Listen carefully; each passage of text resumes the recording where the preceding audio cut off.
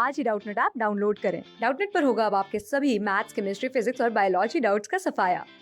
बस अपने क्वेश्चन की फोटो खींचो, उसे क्रॉप करो और तुरंत वीडियो सोल्यूशन पाओ। Download now. सवाल यहाँ पे कह रहा है explain the importance of biodiversity hotspots and sacred groves, यानी कि जो हमारे बायोडाइवर्सिटी हॉटस्पॉट्स होते हैं और जो हमारे सैक्रेड ग्रूव्स होते हैं, दोनों की मुझे इंपॉर्टेंस के बारे में करनी है बात। तो पहले मेरी बात रहेगी बायोलॉजिकल हॉटस्पॉट्स के बारे में कि जो हमारे बायोलॉजिकल हॉटस्पॉट्स होते हैं ये क्या होते हैं।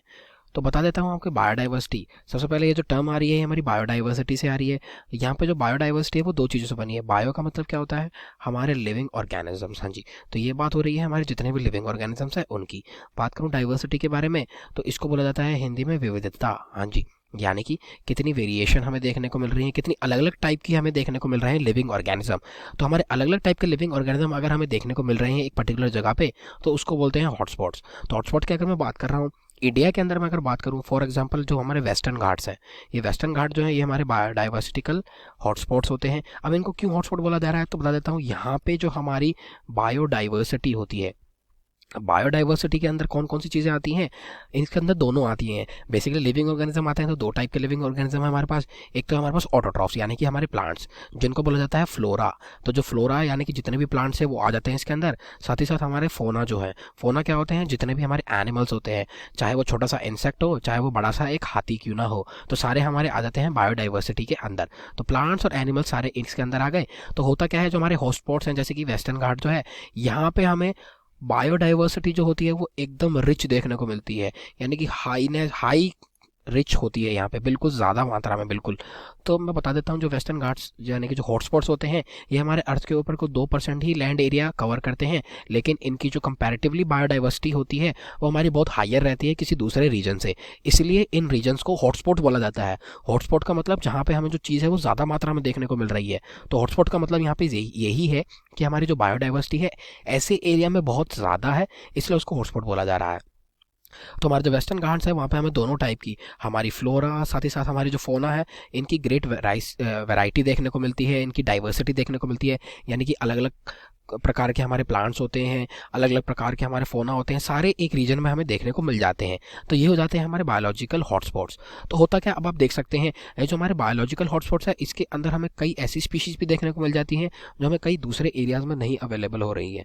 तो इससे क्या फ़ायदा हो रहा है, हमारे जो बायोलॉजिकल या बायोडाइवर्सिटिकल हॉटस्पॉट्स हैं इसके अंदर हमें ऐसी स्पीशीज़ मिल रही हैं। तो ये क्या है, ये हमारी जो स्पीशीज़ डाइवर्सिटी है उसको प्रोटेक्ट करने में कर रही है हमारी मदद।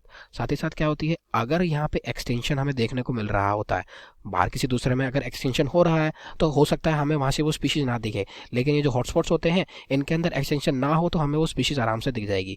इसलिए इन बायोलॉजिकल हॉटस्पॉट्स को प्रोटेक्ट करना होता है काफ़ी ज़्यादा ज़रूरी, क्योंकि इसके अंदर हमारी एक रिच स्पीशीज डाइवर्सिटी देखने को मिलती है, चाहे वो फ्लोरा हो चाहे वो फोना हो, इसलिए इनको सेव करना होता है ज़रूरी।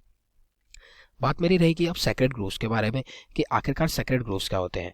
तो सेक्रेड ग्रूव्स होते हैं हमारे प्रोटेक्टेड एरिया। हाँ जी, तो सेक्रेड ग्रूव्स हमारे प्रोटेक्टेड एरिया होते हैं। अब इन एरियाज को प्रोटेक्ट क्यों किया जाता है तो बता देता हूँ। ये जो हमारे एरियाज होते हैं इनकी होती है रिलीजियस, साथ ही साथ में हमें देखने को मिलती है कल्चरल बिलीव्स। हाँ जी, यहाँ पे हमें देखने को मिलते हैं रिलीजियस और कल्चरल बिलीव्स होते हैं। यानी कि कोई भी हमारा जो ट्राइब है या फिर कोई भी हमारी जो कम्युनिटी है उस वो जो उस एरिया के अंदर हमें फ्लोरा साथ ही साथ हमें जो फोना देखने को मिल रही है तो उसके साथ इनकी क्या है, एसोसिएशन हमें देखने को मिलती है।